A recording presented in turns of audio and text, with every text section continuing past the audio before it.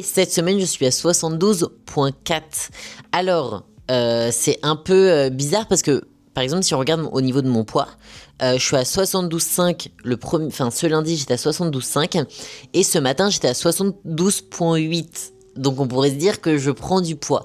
Mais honnêtement, moi je fais vraiment attention qu'à la moyenne de poids. Ma moyenne de poids est vraiment à la baisse. Il suffit que, je sais pas, ce matin, ma digestion était un peu mauvaise, que j'ai mangé un petit peu plus tard la veille, mon sommeil pas fameux ou autre, et que du coup ça joue sur mon poids. Donc c'est pour ça moi je me fie vraiment qu'à la moyenne de poids.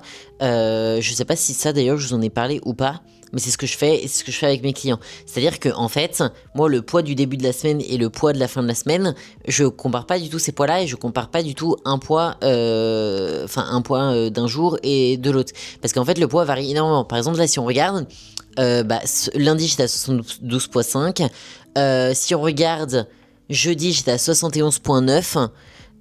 Ensuite j'étais encore à 71,9. Ensuite je suis remonté à 72,5, 72,9. Enfin en fait vraiment mon poids varie tout le temps et c'est ça pour tout le monde, hein. Personne ne reste au même poids tout le temps ou vraiment c'est on va dire la chose qui confirme la règle. Mais sinon le poids varie absolument tout le temps pour plein de raisons différentes et donc c'est pour ça que c'est beaucoup plus précis de prendre la moyenne de poids.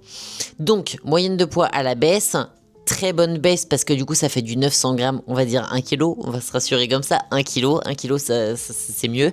Non, en vrai c'est 900 grammes en moins sur la semaine, donc plutôt contente, ce qui fait que là, ces calories là et avec ce nombre de pas là, je suis plutôt bien.